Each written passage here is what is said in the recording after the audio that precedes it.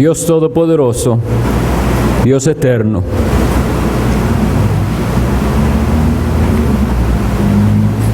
no hay palabras que puedan expresar correctamente lo que hay en nuestra alma con respecto a la esperanza que tu Santo Espíritu ha puesto en el corazón de los creyentes de ver un día el rostro del Salvador. Y hoy invocamos ese nombre, que es sobre todo nombre que se nombra, el nombre de tu Hijo Jesucristo, al que reconocemos como único Señor, único Salvador, y como el Rey que viene. En su santo nombre pedimos que tú envíes tu bendición y tu Espíritu Santo actúe en nuestras mentes y corazones, y dándonos la iluminación que necesitamos, sacándonos de las tinieblas del error, sacándonos de la ignorancia, y haciendo que podamos ver la magnificencia del Salvador Jesucristo y lo admirable que Él es. Te rogamos, Señor, que nos concedas que en esta exposición estemos concentrados en ti y en lo que tú nos dirás, y en que tú, a pesar de mi debilidad, eres capaz y poderoso para usar mis palabras y bendecir a los tuyos, para dar vida a los muertos y hacer que los ciegos vean. Envía, Señor, tu Santo Espíritu y da vida y edifica a tu iglesia. Lo pedimos en el nombre glorioso de Jesucristo. Amén. Pueden sentarse.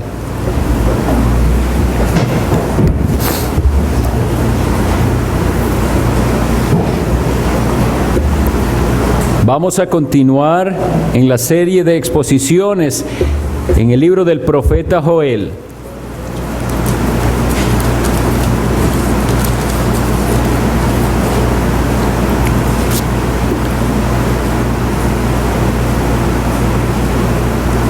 Y vamos a tener la lectura a partir de el capítulo 2, versículo 17 hasta el 27.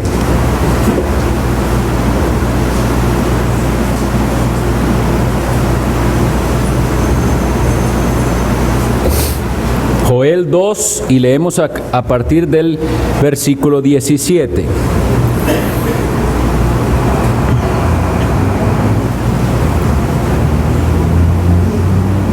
Dice así la palabra de Dios: entre la entrada y el altar lloren los sacerdotes ministros de Jehová, y digan: perdona, oh Jehová, a tu pueblo, y no entregues al oprobio tu heredad, para que las naciones se enseñoreen de ella. ¿Por qué han de decir entre los pueblos: ¿dónde está su Dios?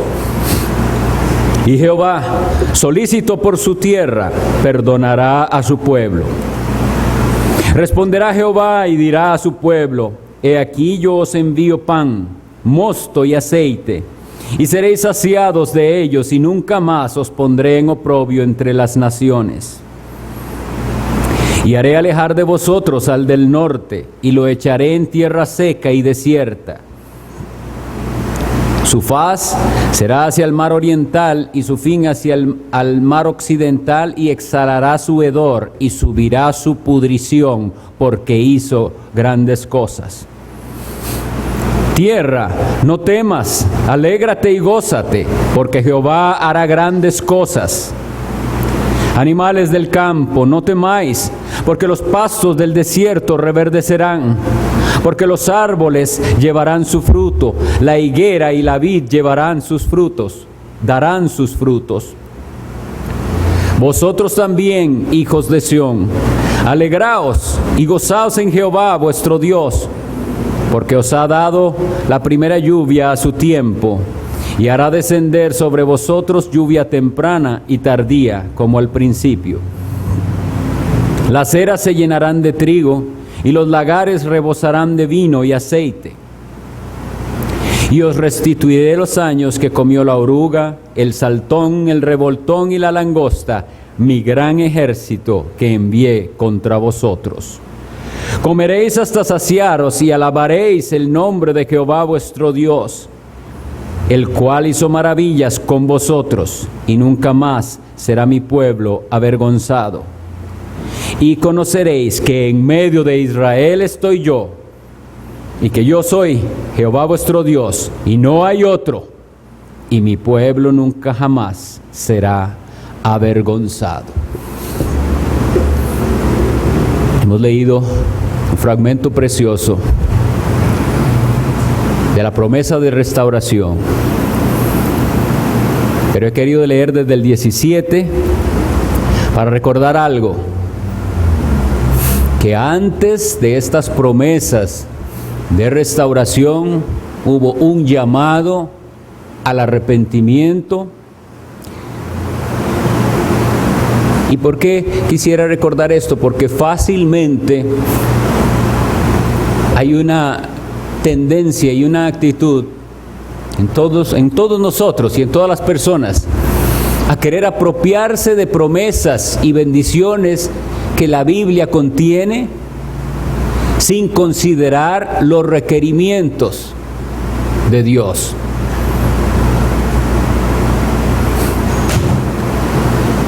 Las promesas de Dios son incondicionales a través de Cristo. Esto quiero explicarlo.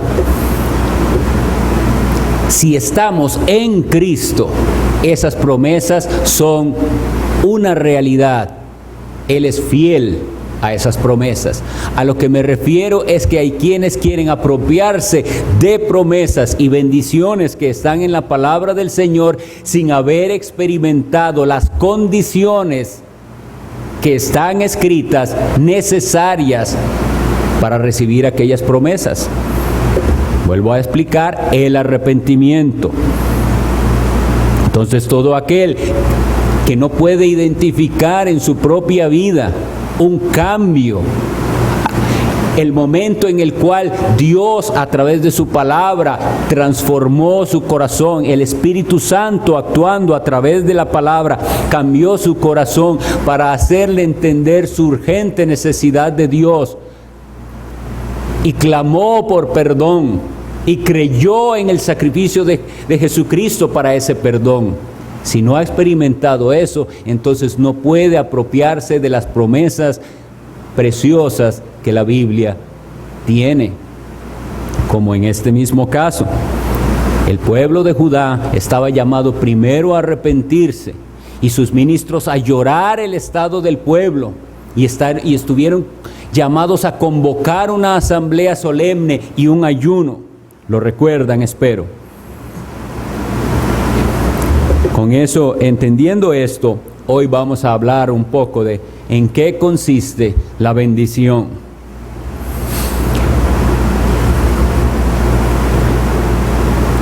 Según lo que hemos leído, Dios promete que su pueblo no será más avergonzado. Y hay una palabra que se utiliza aquí, y es oprobio. Esa palabra oprobio significa eso, la vergüenza. Eso es lo que tenían que pedir los sacerdotes en el altar. Dice: perdona, oh Jehová, a tu pueblo, y no entregues al oprobio a tu heredad.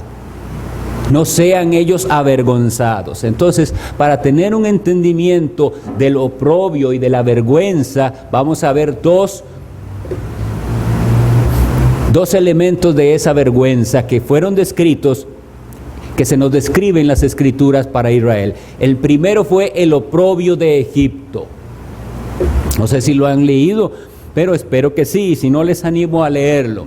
En el libro de Josué, en el capítulo 5, se describe el día que después, recordemos que el pueblo de Israel estuvo 40 años en el desierto, y luego llegaron a un lugar en el cual aquel pacto fue renovado, y ellos, toda esa nueva generación, recibió la señal del pacto. Fueron todos circuncidados en aquel lugar que se llamó entonces Gilgal. Ellos recibieron la señal del pacto que Dios había hecho con Abraham y celebraron la Pascua. ¿Y por qué celebraban la Pascua? El recordatorio de la liberación que Dios hizo de su pueblo que estuvo cautivo en Egipto. Dios libertó a su pueblo que por mucho tiempo fue esclavo en Egipto. Y eso fue su vergüenza.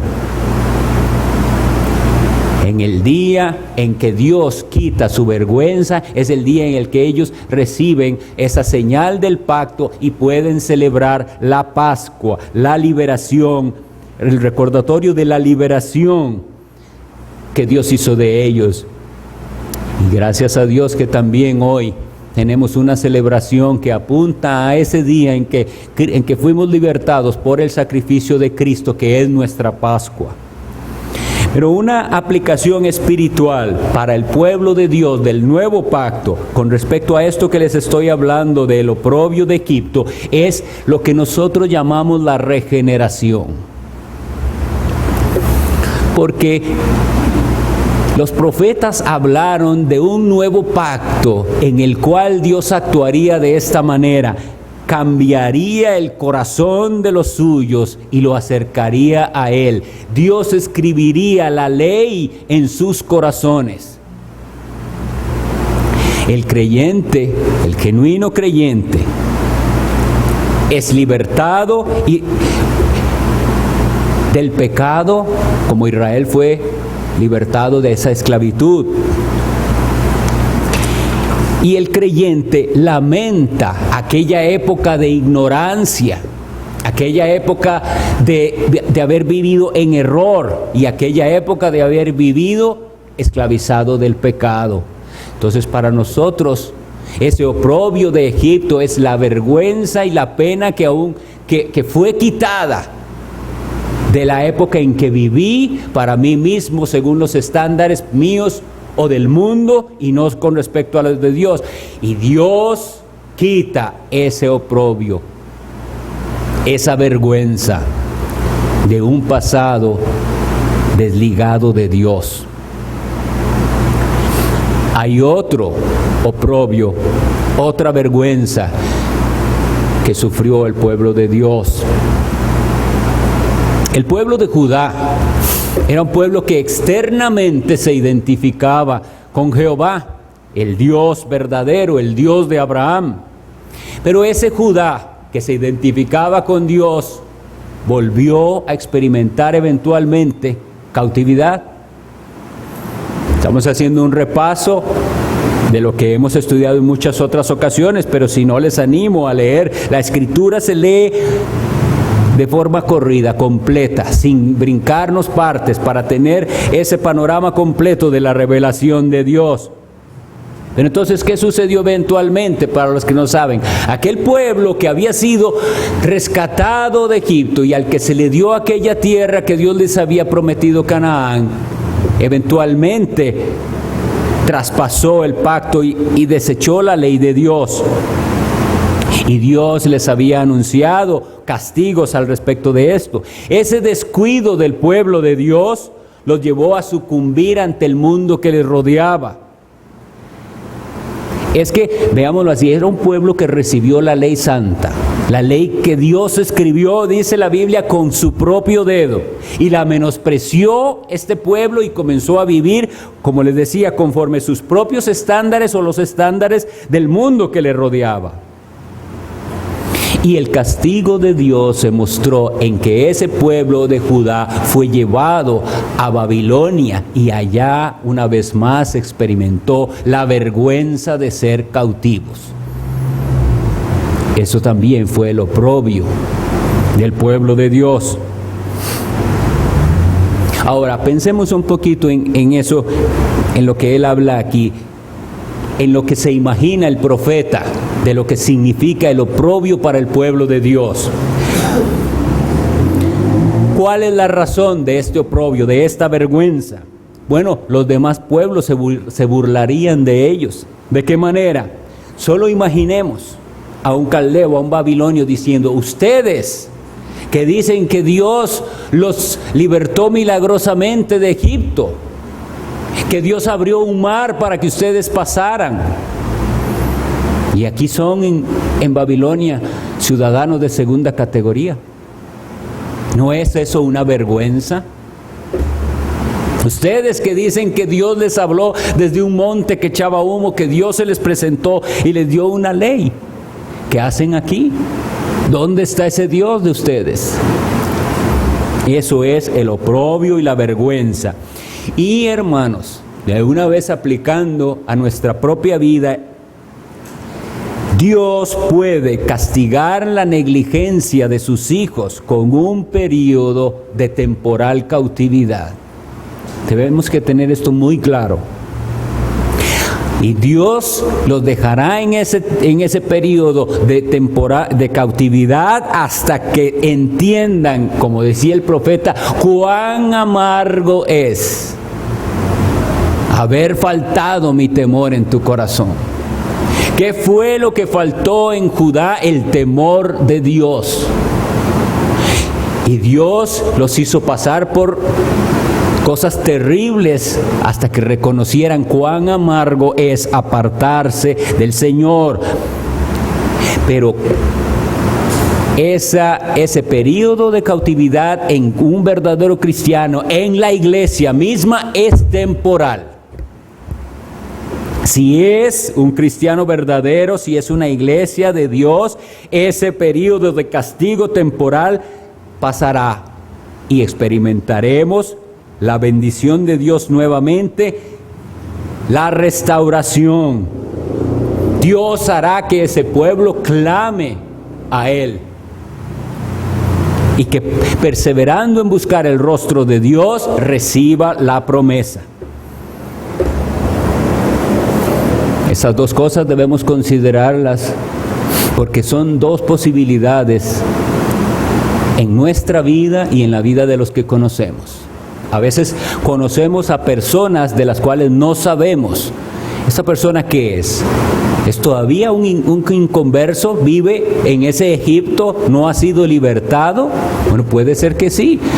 Y que esté aquí entre nosotros, sentado por mucho tiempo y nunca ha sido regenerado. Todavía no ha nacido de nuevo.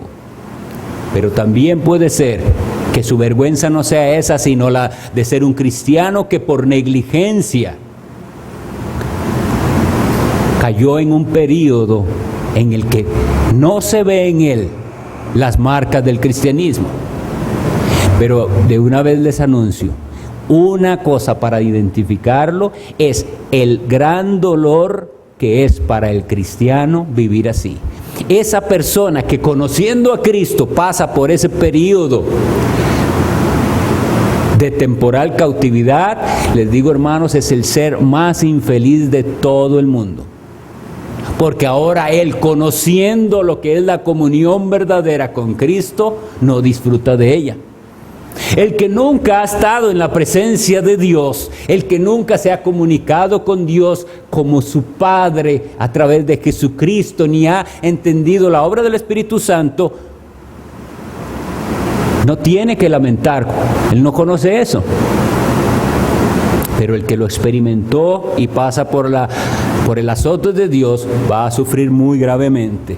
Ambas cosas son el oprobio del cual el Señor a los suyos liberta. ¿En qué consiste la bendición? Les decía. La bendición está en estos versículos que leímos expresada de una forma ilustrativa. Para un pueblo que había pasado hambres y que no tenía nada, un gran gozo tener pan nuevamente, mosto, aceite, comida, hay que comer.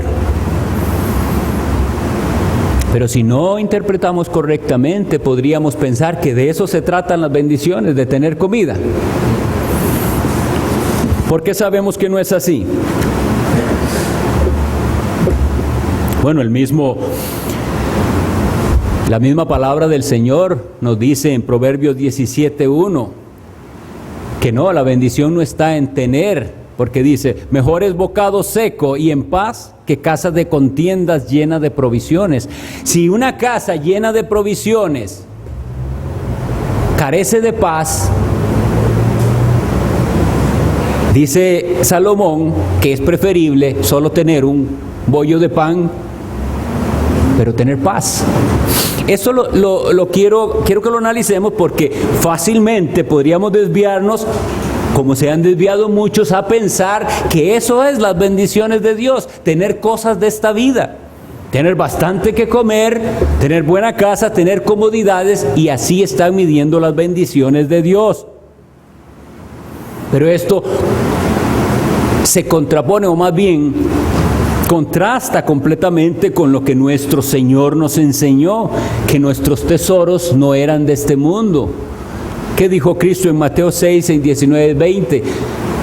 Que nuestros tesoros tienen que estar hechos en los cielos, que allá no se pudren las cosas, que allá son perdurables. Pero en el lenguaje en que hemos leído, aquel pueblo al que era dirigido esa profecía debería alegrarse en la esperanza de que tendrían sustento una vez más, de que Dios se acordaría de ellos para tener que comer y, como habíamos visto también, que ofrecer a Dios. El secreto de la verdadera bendición está en disfrutar lo que Dios provee con alegría. Sea que Él provea mucho o poco, es el contentamiento la verdadera bendición. Leo para ustedes en los versículos 19 y 26 una frase que se repite. En el 19 dice así, en la parte dice, bueno, lo leo: responderá Jehová y dirá a su pueblo, he aquí yo os envío pan, mosto y aceite, y seréis saciados de ellos. Esta es la frase, ahí es donde está el secreto. No es en tener, sino en estar saciado. La palabra saciarse es estar ya satisfecho. Tengo suficiente, no carezco, tengo lo que necesito. En la satisfacción es donde está la bendición. Y en el versículo 26 vuelve y nos recalca, comeréis ¿hasta cuándo? Hasta saciaros. Voy a tener suficiente, no quedé con hambre, tengo suficiente, tengo lo que ocupo. Y eso es de lo que se trata el contentamiento. Entendamos esto, o más bien reconozcámoslo, porque lo vemos alrededor nuestro y en nuestra vida también. El ser humano vive constantemente en una insatisfacción que le lleva a querer más y a querer más. Y el ser humano se pone metas y las alcanza para darse cuenta que no está satisfecho y necesito otra cosa más. Y el inconverso pospone los asuntos de real importancia de esa manera. Piensa el joven que su satisfacción y su plenitud y lo que llaman realización o autorrealización será cuando termine mi carrera. Entonces tengo mi enfoque en mi carrera y se da cuenta que el día que se gradúa no era la gran cosa y pienso, bueno, entonces cuando me case, y ahora su énfasis va a ser, pensando en un orden correcto de primero sacar la carrera y luego casarse, ahora su énfasis va a ser buscar pareja y que cuando la encuentre ya voy a estar satisfecho. Y cuando tenga esa pareja se va a dar cuenta que todavía no, y va a pensar, bueno, cuando tengamos hijos, ahí sí ya me voy a sentir completamente satisfecho. Pero cuando tienen los hijos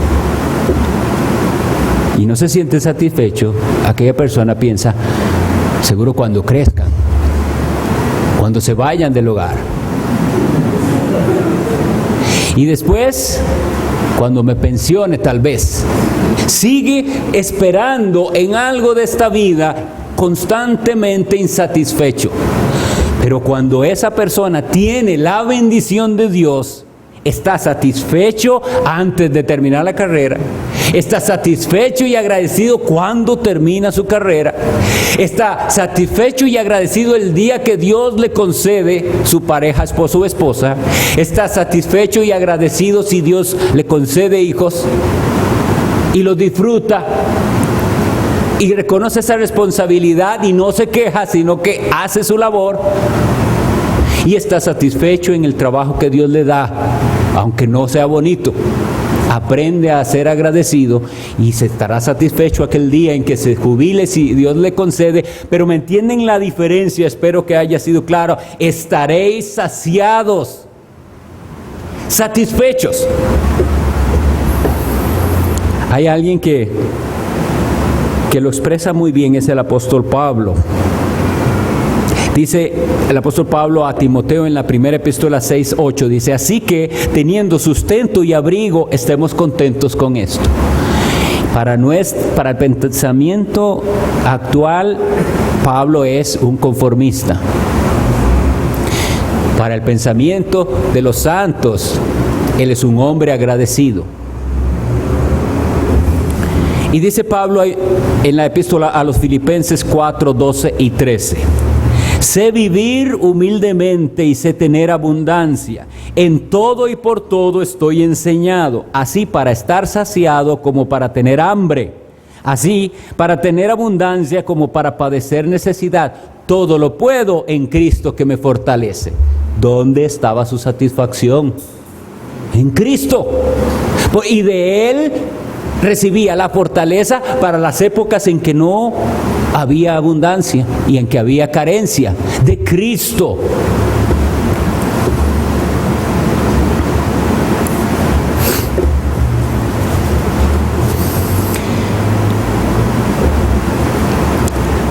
Entre las bendiciones que aquí vienen, obviamente se da, les decía, en un contexto de un mundo agrícola, de siembra, de animales. ¿Qué hay más lindo que todo funcione bien, que se siembre y aquello que se sembró diera el fruto, y tener animales que reproduzcan y que sean sanos, y no lo que habían ellos experimentado a través de las plagas? Pero en el versículo 23 dice, por ejemplo, así: vosotros también, hijos de Sión, alegraos y gozaos en Jehová vuestro Dios. Pero ¿ven dónde está el gozo? En Jehová vuestro Dios. Y aquí dice esto: porque os ha dado la primera lluvia a su tiempo, y hará descender sobre vosotros lluvia temprana y tardía como al principio. Solo quiero hacer una breve nota con respecto a algo que ha sido mal interpretado de este versículo. ¿Qué es lo que este versículo está diciéndoles a ellos? Primero entendamos qué es lo que ellos no tenían. Estaban experimentando un problema climático. Dios había dicho claramente que Él cerraría los cielos, que era parte del castigo. Ustedes desobedecen y no va a haber lluvia. Y Dios en varias ocasiones, igual lo hizo con Elías, detuvo la lluvia y eso trajo sequía y gran hambruna. Lo correcto en esta zona del mundo es que había una lluvia que se llama la temprana. No era el periodo de lluvias, pero había una lluvia temprana que cualquier agricultor entiende que eso es favorable. Y después una lluvia tardía, que es favorable para los cultivos. No había eso. Dios había detenido eso como parte de su castigo. Y entonces cuando el Señor está diciendo que restaurará eso, es que volverá las cosas a ser con el orden correcto de los tiempos apropiados para el clima. Habrá las estaciones correctas y vendrán en su orden. De esto ciertos predicadores han querido interpretar algo que del texto no se pudiera inferir, y es, no sé si lo han oído, pero por si llegan a leerlo o a escucharlo, el movimiento de la lluvia tardía. Y esa gente dice que entonces eso significa que la iglesia tiene que tener una vez más lo que en la era apostólica experimentó la iglesia con las señales y prodigios y maravillas de ese tipo, y que eso corresponde a la lluvia tardía. Sí, ya vi unas caras que dicen, ¿de dónde salió eso? Porque de aquí no sale. Sale solo si yo meto ese significado aquí, pero del texto no se infiere eso. Del texto lo que se infiere es que Dios va a restaurar el clima. Ahora bien, si pudiéramos tal vez querer sacar una aplicación espiritual para nuestra vida, es que ya no vamos a estar en aquella condición de sequedad espiritual, de ser infructíferos, y pienso que eso no es forzar el texto, sino que vemos así como Dios trató con ellos, y eso es para la producción y para que haya prosperidad. Y aquí estaba hablando de prosperidad material y física. Nosotros como pueblo de Dios del nuevo pacto esperamos la bendición de Dios en frutos espirituales.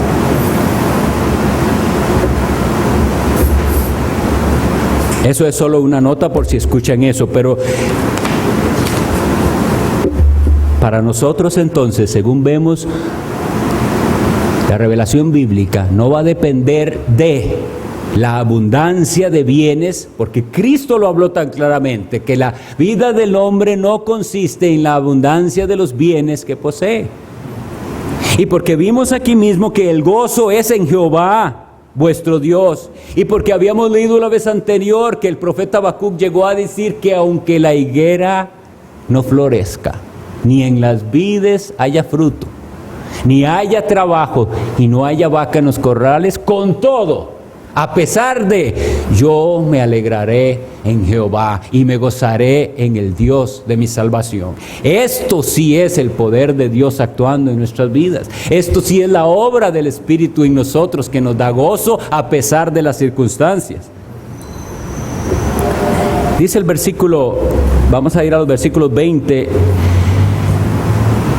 Voy a leer para ustedes el 20 y el 25, que tienen otro tema que quisiera tratar, si el Señor me lo permite, en esta noche, y es: y haré alejar de vosotros al del norte, y lo echaré en tierra seca y desierta. Su faz será hacia el mar oriental, y su fin hacia el mar occidental, y exhalará su hedor, y subirá su pudrición, porque hizo grandes cosas. Y el versículo 25 dice: y os restituiré los años que comió la oruga, el saltón, el revoltón y la langosta, mi gran ejército que envié contra vosotros. Como yo les había comentado anteriormente, algunos comentaristas identifican en la profecía de Joel la plaga de las langostas y esos 4 tipos de insectos, también identificados con los ejércitos que eventualmente invadieron a Judá. Y hay una correspondencia entre aquel ejército de langostas que devastaron y un ejército real que él lo describía, que van hacia adelante sin piedad, van a destruir. Eso lo habíamos leído en los primeros versículos del capítulo 2. Hay una correspondencia, pero lo que quisiera que consideráramos es esto: Dios se sirve de los hombres para ejecutar sus propósitos. Y en el caso de un ejército, pensemos que ellos pasaron por esto, o que pasarían eventualmente, según la profecía, por un ejército que viene a destruirles, a invadirles, un ejército sin piedad que les haría daño, un ejército de gente mala. Pero Dios le dice: mi ejército que envié contra vosotros. Y el hecho de que Dios utilice a ellos no significa que Dios obliga a las personas al mal o a pecar. Dios ni obliga, por la palabra de Dios sabemos que Dios ni obliga a nadie a pecar ni se deleita en el pecado. Pero sin embargo, aquel ejército invasor, tan cruel como haya sido, Dios dice que fue su ejército que Él mandó y que sirvió a sus propósitos. Así es lo que dice la Biblia. Y también dice que Él juzgará a ese ejército. Entonces, hermanos, lo que estamos tratando hoy no es alimento fácil de digerir, no es algo sencillo de comprender, pero está en la Biblia y tenemos que creerlo y aceptarlo. Dice que Dios, leímos que es un ejército que Dios mandó, pero luego leemos que a esos del norte, y por eso es que algunos comentaristas dicen ya estos no son las langostas, porque las langostas solían venir de oriente y de occidente, y aquí dice que del norte. Entonces, si fuese así, Él dice, y haré alejar de vosotros al del norte y lo echaré en tierra seca, y lo que describe luego es el juicio de Dios contra esos que maltrataron al pueblo de Judá.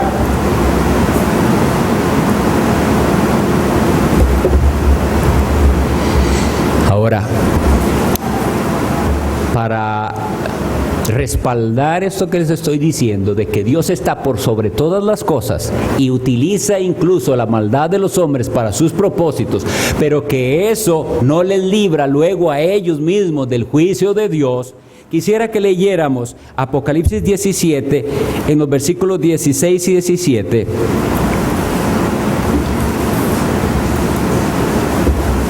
Para que vean lo que dice la palabra de Dios. Apocalipsis 17, en los versículos 16 y 17 dice esto, miren. Y los 10 cuernos que viste en la bestia, estos aborrecerán a la ramera y la dejarán desolada y desnuda, y devorarán sus carnes y la quemarán con fuego.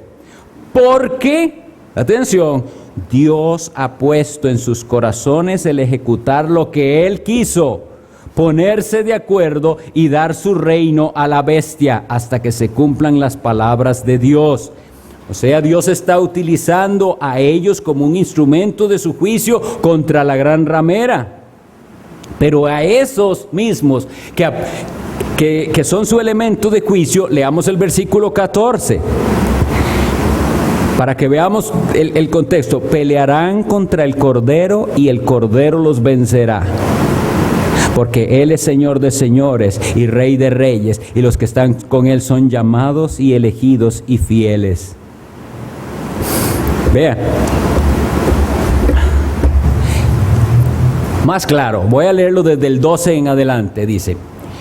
No sé si algún día han leído esto, pero les animo a hacerlo. Dice, y los 10 cuernos que has visto son 10 reyes que no han recibido reino, pero por una hora recibirán autoridad como reyes juntamente con la bestia. Estos tienen un mismo propósito y entregarán su poder y autoridad a la bestia. Esos pelearán contra el Cordero y el Cordero los vencerá. Pero luego leemos que ellos abandonan a la ramera y son entonces ellos el instrumento de juicio de Dios. ¿Qué nos enseña esto? Miren, amigos y hermanos, los líderes de este mundo se oponen a Dios y a su ley, y sin saberlo, sin darse cuenta, los líderes de este mundo están cumpliendo un plan trazado por Dios, incomprensible para nosotros, pero un plan que Dios trazó. Pero igualmente ellos darán todos cuenta de sus actos. Y como les decía, hermanos, sea que entendamos esto o no, estamos llamados a humillarnos ante Dios, porque Él es grande y justo, y como hemos cantado a veces, grandes y maravillosas son tus obras. Que ustedes y yo no las comprendamos, lo que hace es más bien motivo para admirarnos más de su grandeza. Vamos a ir a los versículos para ir concluyendo, en la última parte de lo que leímos, dice en el versículo 27: y conoceréis que en medio de Israel estoy yo. Estamos en Joel 2:27. Y conoceréis que en medio de Israel estoy yo, y que yo soy Jehová vuestro Dios, y no hay otro, y mi pueblo nunca jamás será avergonzado. ¿Recuerdan cómo cuando vimos la introducción de este libro, qué significa Joel? ¿Alguien se acuerda? Jehová es Dios, no hay otro. Él es. Y estuvimos viendo quién es Dios, cómo es ese Dios que se revela a nosotros en las Escrituras.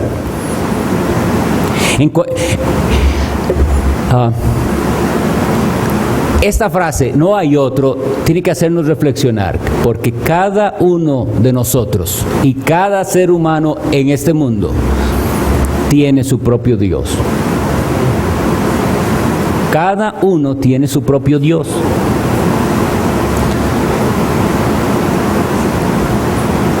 Pero solo hay uno que es el Dios verdadero, y Él se revela a nosotros en las Escrituras. Lo terrible de esto, y por lo que quiero que estén atentos a lo que vamos a hablar, es que tener otro Dios que no es el Dios que se revela en la Biblia tiene unas consecuencias espantosas porque son eternas.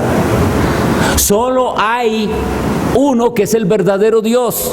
Si estamos con Él, estamos a salvo. Si no estamos con Él, estamos perdidos. El profeta Isaías dice en el capítulo 42, versículo 8, y él habla así, es al respecto de este mismo tema: yo, Jehová, este es mi nombre. ¿Y qué dice? Y a otro no daré mi gloria. Pero entonces, hermanos, si nosotros nos enfrentamos a esta realidad bíblica de que solo hay uno que merece honra y gloria, que ese es Dios, y que dice que Él no daré a otro mi gloria, pero luego leemos al apóstol Pedro diciendo que Jesucristo el Hijo recibió de Dios Padre honra y gloria, ¿qué debemos entender? Que ese no es otro, es un solo Dios, es el mismo. Y que las palabras de Cristo se cumplen cuando dice: yo y el Padre uno somos. Y así no hay contradicción en la Escritura. Porque si Jehová dijo: a otro no daré mi gloria, y si leemos en la Escritura que el Padre dio honra y gloria a Jesucristo su Hijo, es porque no es otro Dios, como piensan los mormones, que hay tres dioses, el Padre y el Hijo y el Espíritu Santo, sino uno solo que es Dios. Y como les decía, cada uno de nosotros puede tener su propia idea de Dios, pero solo los que tengamos o los que tienen el concepto correcto de Dios según su revelación en la Biblia están a salvo. Dice así en Apocalipsis 19:1, hablando de la honra y la gloria de Dios: aleluya, salvación y honra y gloria y poder son del Señor Dios nuestro. Y este versículo 27 dice: y conoceréis que en medio de Israel estoy yo, y que yo soy Jehová vuestro Dios, y no hay otro. Y mi pueblo, no los que dicen ser su pueblo, sino los que realmente son su pueblo, nunca jamás será avergonzado. Pero lo que afirma el profeta es que Dios está en medio de su pueblo. Y la pregunta importante, si estamos para recibir algo de esto que estamos leyendo, es: ¿está Dios con nosotros? ¿Está verdaderamente Dios con nosotros? ¿Cómo sabemos si Dios está con nosotros? ¿Podemos depender de nuestros sentimientos? Si es así, todo el mundo cree que Dios está con ellos. Y repetimos y repetimos Jeremías 17:9, y necesitamos que esté grabado en nuestro corazón en toda circunstancia en que queramos depender de nuestros sentimientos. Engañoso es el corazón, más que todas las cosas, y perverso. ¿Quién lo conocerá? Nunca confiemos en lo que nuestros sentimientos nos dictan. No es seguro. Pero igual hay montones que van a preferir seguir confiando en sí mismos y rechazar esa posibilidad de que Dios no esté conmigo. Solo viene ese pensamiento a mi mente y lo rechazo como algo impensable, pero por razones no bíblicas. Yo repito esto y lo seguiré repitiendo muchas veces. Prefiero 1000 veces que a través de la predicación de la palabra alguien salga inquietado y con temor y con inseguridad, y que esa inseguridad de su condición ante Dios le lleve a clamar por misericordia. Porque sé que la promesa es que si viene al Salvador no será rechazado, a ayudarles a seguir engañándose a sí mismos, pensando que Dios está y Dios no está.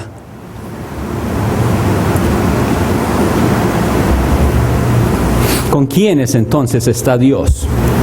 Este versículo quisiera que por favor lo lean conmigo. Es en Isaías 57:15.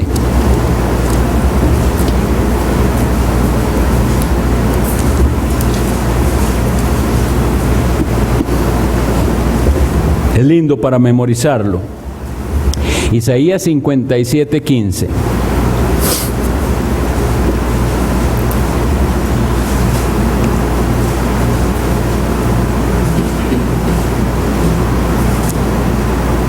Porque así dijo el alto y sublime, el que habita la eternidad, cuyo nombre es el Santo. Yo habito en la altura y la santidad, y con el quebrantado y humilde de espíritu, para hacer vivir el espíritu de los humildes y para vivificar el corazón de los quebrantados.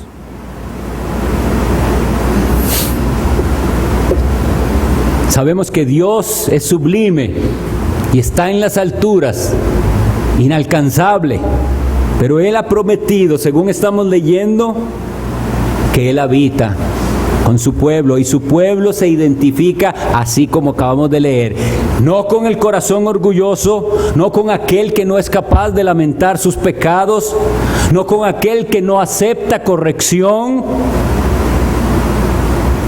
porque el orgulloso y el soberbio y el que no acepta corrección no tiene parte con Dios. Dios resiste a los soberbios, más bien dice la palabra. Pero si vemos un cambio en nuestro corazón y anhelamos conocer más y más de Cristo, si eso está en nuestro corazón, entonces podremos experimentar su presencia. Porque eso es la humildad de reconocer, oh Dios mío, cuánto te necesito. Y la pregunta es, ¿así piensas? Así pensamos, ¿cuánto te necesito, Dios mío? ¿Qué necesitado estoy de ti? Y aquel que reconoce su gran necesidad de Dios, eventualmente, si persevera clamando, se deleitará en su presencia. Y dice el versículo 26, comeréis hasta saciaros y alabaréis el nombre de Jehová vuestro Dios. Qué lindo es. Y alabaréis el nombre de Jehová. Pero por eso es que mucha gente no puede alabar a Dios. No se puede gozar en Él. Porque la Biblia dice que esto es así. De la abundancia del corazón habla la boca. ¿Cómo saber si usted está con Dios? ¿Cómo saber si Jehová habita con usted? ¿Cuáles son sus conversaciones? ¿En qué se deleita hablar? ¿Cuáles son sus prioridades en esta vida? Hay expresiones, salen de su boca expresiones de alabanza al Señor, de alabanza por lo que Él hizo para nosotros en su Hijo Jesucristo.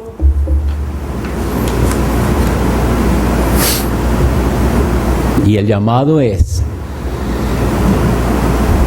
no se quede así como está, no se quede con la duda. Clame por misericordia, mientras todavía hay tiempo. Vamos a orar.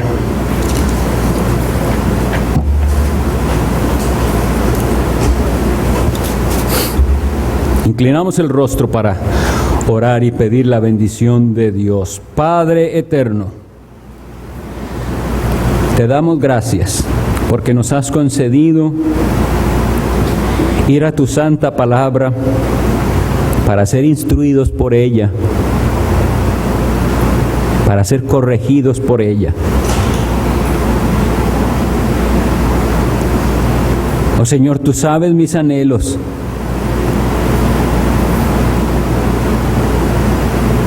De que tu palabra haga efecto en nuestras vidas, que cambie nuestros corazones y que tú nos permitas ver frutos visibles y notorios en esta iglesia de amor por Cristo. Pero no está en nuestro poder, sino en el poder de tu Santo Espíritu, que tome estas palabras y estas palabras penetren en los corazones para cambiarlos, para acercarlos a ti, para que podamos ver nuestra condición y la grandeza del Salvador. Ten misericordia, Señor. Ten misericordia. Y que caiga tu santo temor sobre nosotros. Que podamos percibir tu santidad y nuestra indignidad. Y que podamos refugiarnos y ampararnos en Jesucristo, tu Hijo. Que lo haga tu Espíritu Santo. Lo pedimos en tu santo nombre.